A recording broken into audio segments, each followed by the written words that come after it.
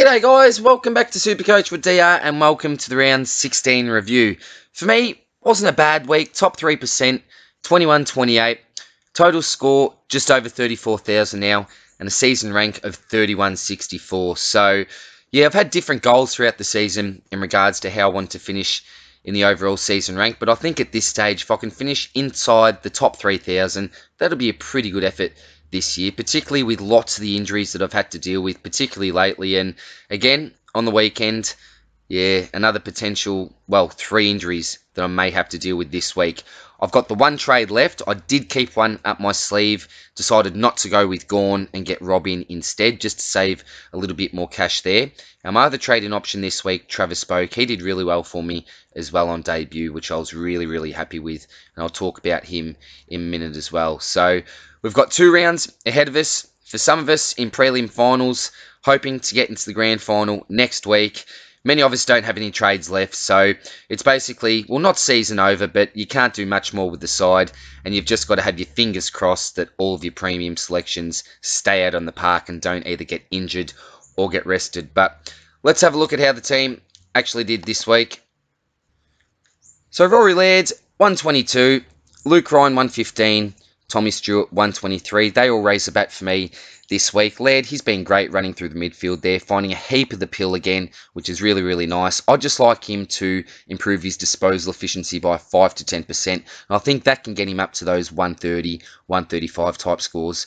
Luke Ryan, well, I'm not complaining with 115. Look, he has lost a little bit of money during the last couple of weeks, but look, the Seagull this week, for example, only got a 114, so he still went higher than Jake Lloyd, which is always good for me because that's a real point of difference that I've got in my side there.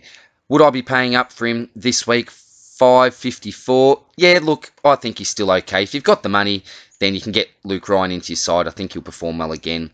Tommy Stewart, I'll be starting with this bloke, I think, next year. Just Mr. Consistent. I think he's only gone under the 100 once since I've owned him. Might have been twice. Maybe he might have been another 90 score in there as well. But yeah, he's been a terrific selection. And if you've been following the stock market video over the last sort of 4 to 5 weeks, I've had the buy now or best buy on him for, yeah, probably, as I said, the last 4 to 5 weeks.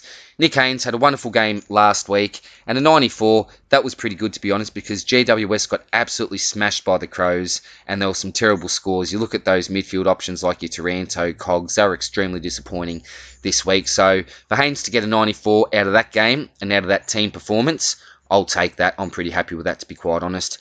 Ridley, well, yeah, he had one of his lower scores again, but if you look at his scoring patterns, after he has a really low score, he tends to really bounce back the next week. So I'm hoping, and got the fingers crossed, that he goes a 115 next week. But yeah, he has been a little bit up and down, hasn't he, probably over the last 5 weeks. Doherty, after 2 120 plus scores, he came back down to earth a little bit with a 77. This bloke worries me because there is talk that he will miss this week's game. I've got 1 trade left. You'll see another bloke in a minute in my forward line who was also injured. He's got a calf injury, and I've also got Simpkin as well, who obviously suffered some concussion on the weekend. So I'm not sure what I'm going to do yet. That's going to be a really tough one. But I do have 1 trade up my sleeve, which is handy, I suppose.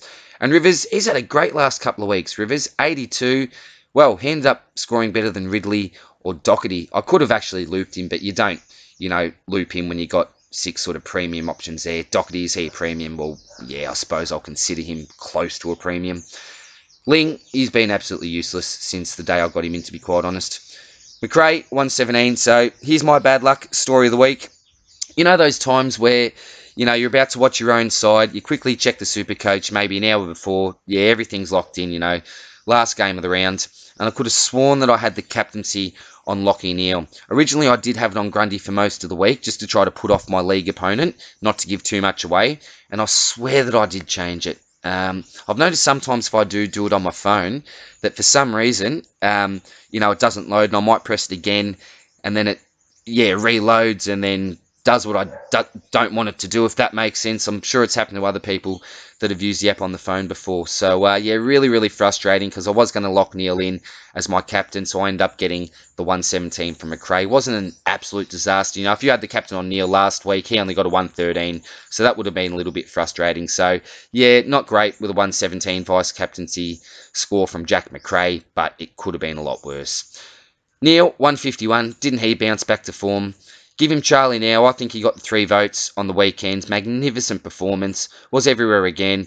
Miller tried to get to him. I don't know about Miller's tactics either. I know Chris Fagan wasn't too happy. He didn't give too much away. All he said was that Neil had a fair few scratches and bruises on him. So whether or not Tuke Miller was doing a bit of a Benny Stratton, I'm not too sure. But if he was, then yeah, I'm not too impressed by Tuke Miller doing that, to be quite honest. There's other tactics you can use when you're tagging someone. You don't have to resort to that sort of nonsense, I don't think.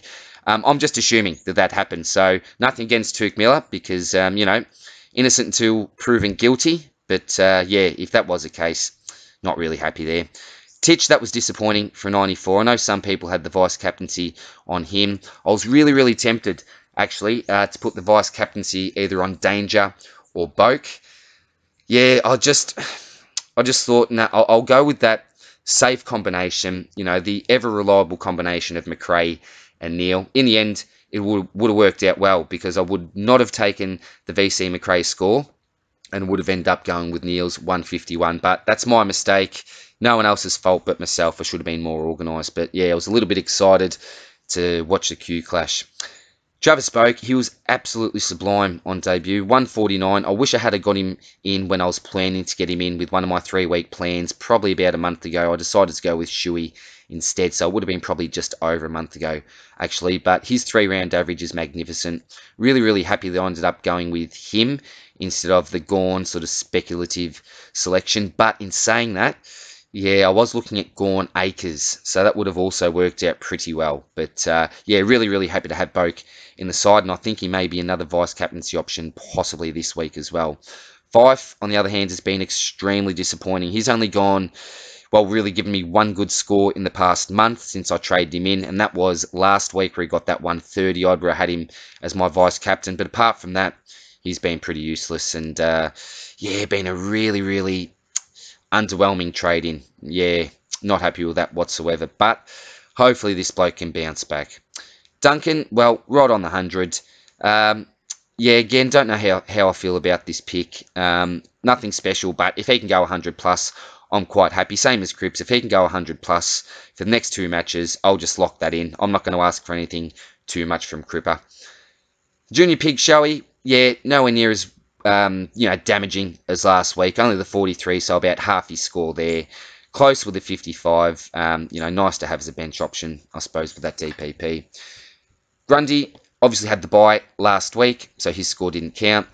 Rob came in for me last week, gave me a 105. I was expecting, a lot more after 3/4 time because I think that he may have been on 90 to 93 points, but I'm not sure what happened with scaling in the end. I didn't, pay too close attention to that. But look, a 105.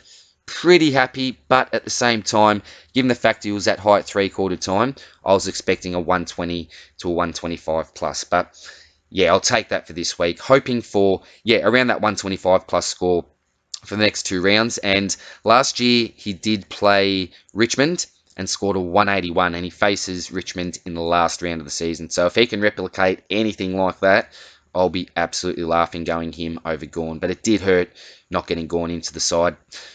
Track there, back to his best. 140 there, absolutely sublime. Yeah, how will he poll on the Brownlow?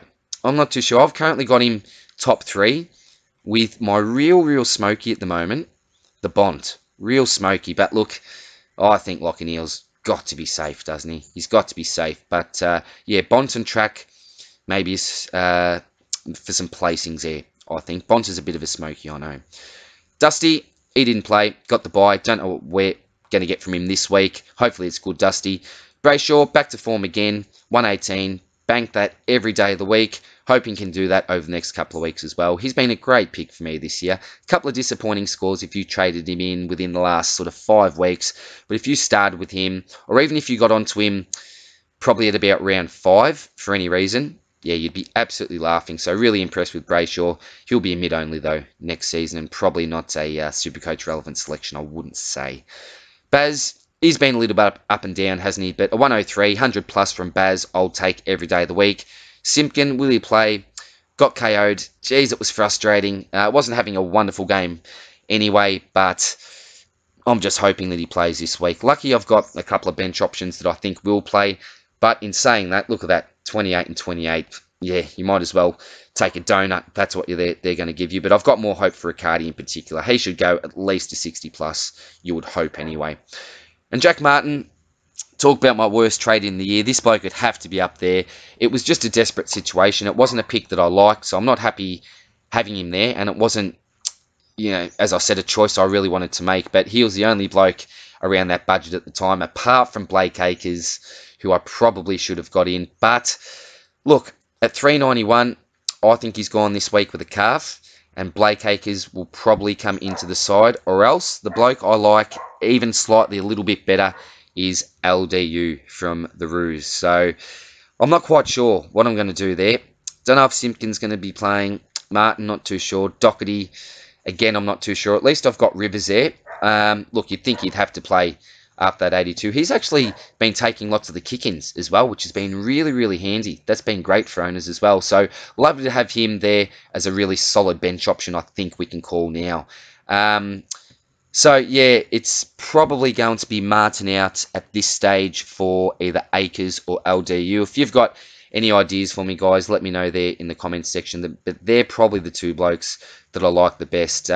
Acres, certainly a risk, but look, at the price that you're paying for him, I can't be too picky, obviously, because I've only got about, under 20 grand in the bank, so I can't do too much with Jack Martin with, one trade left and not much in the bank. So, yeah, a little bit desperate for me. I'll have to wait and see who's going to be playing, who's not. Hopefully, yeah, the only trouble with that is that before I know if Martin's going to be in, Brayshaw would have already played, as would have, sorry, not Brayshaw, Acres, as would have LDU. So, yeah, that's going to be a little bit tough, but I'll work it out. At least I've got that one trade, and I can do something, I suppose, which is a nice feeling. But that's it for this round review, guys. Stay tuned for the upcoming podcast with Spills and SuperCoach George. I think we'll actually be getting on that tonight, so really looking forward to that. We'll talk a little bit about our teams just very, very quickly, and then get straight into the questions and do our best to answer those and help you out for the next round or two that's coming up. So, good luck this week, guys. Hope everything goes well. Still don't know what I'm going to do with my one remaining trade. If you're all out of trades, then yeah, congratulations on what you've done for the year. Regardless of, where your overall rank is, it's been one of those years where it's been just so hard to navigate. Luck certainly has played a fair part, I think, in some of the overall rankings. That's not to take away from anyone that is right up there in the rankings. They're obviously up there for a reason too. They've made good decisions, good trade-ins. Obviously started with some pretty solid picks as well. So congratulations to anyone as well that's right up there in the rankings. And for any of the subscribers or anyone that's watching the video at the moment, for those that are, close to that top 1,000 mark, hopefully you can crack that top 1K by the end of the year. But that's all for me for now, guys. Take care, and I'll see you soon in the next one. Cheers, bye.